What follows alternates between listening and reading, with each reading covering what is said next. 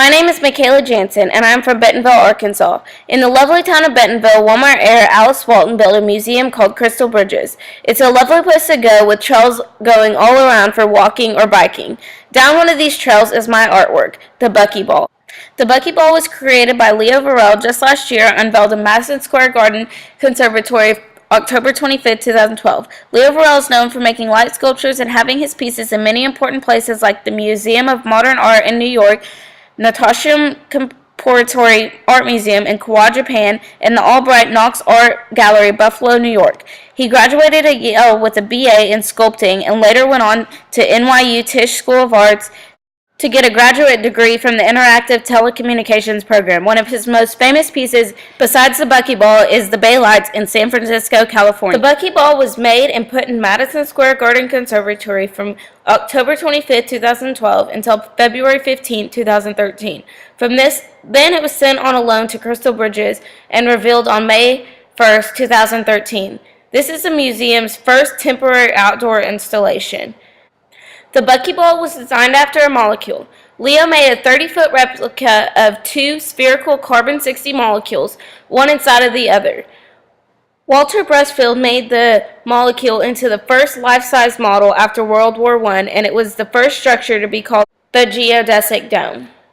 20 years after that, Richard Buckminster Fuller decided to name the Buckyball and started building structures all over the world for many different things. Then a new modern artist named Leo Varell built his very own Buckyball with his twist on it. The Buckyball, created by Leo, who uses light as his medium, made this sculpture using aluminum clad with LED lights atop aluminum plinth. He also designed a special computer software for the LED lights to run on.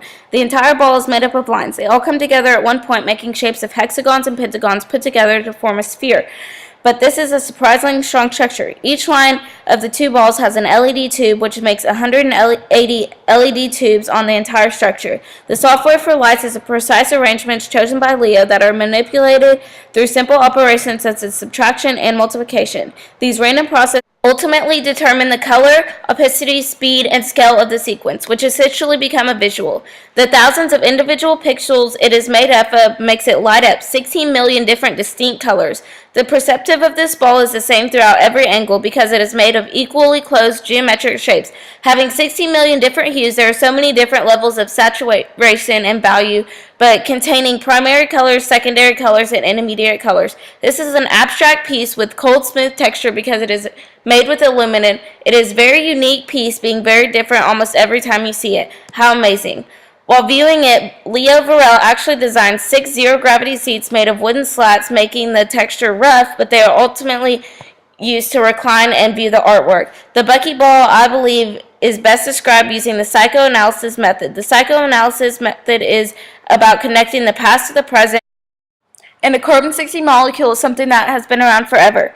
So Leo just put it into a modern form, something that everyone this day and age would think is cool, like a light show. He knew people would be fascinated with this thing that moves light at different speeds and colors. Psychoanalysis is very expressive and is supposed to tell about the artist and go with the culture. What's exactly what this piece is. Everything this day and age is fast-paced and forever changing, just like the Buckyball. With 16 million different colors, every time you visit it, it's almost like a completely different experience. He uses so many different visual elements to make them all come together. It's amazing that he designed every part of this masterpiece, and it makes it so unique. I believe that Varell's Buckyball would be categorized in more than one ism. The first ism I would believe it belonged to would be minimalism. Minimalism is from the 1960s, using only primary or minimal medium to make the structure. There's no connection with the artist with minimalism. There's only left to look at the medium.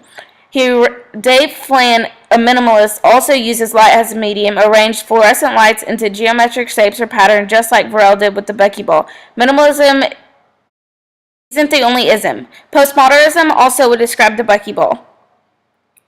Postmodernism is the category of the very person that Buckyball was designed after, Buckminster Fuller. Leo used Buckminster's idea of the geodesic dome, of its strong, stable, unique shape, and put his own twist on it by making a new version that is unlike any other thing out there, while also bringing in the minimalist feature of using very little. Though the Buckyball is very modern and unlike any other piece, used classic designs from the Greek era, like putting people on a pedestal. Varell put the Buckyball on a giant pedestal.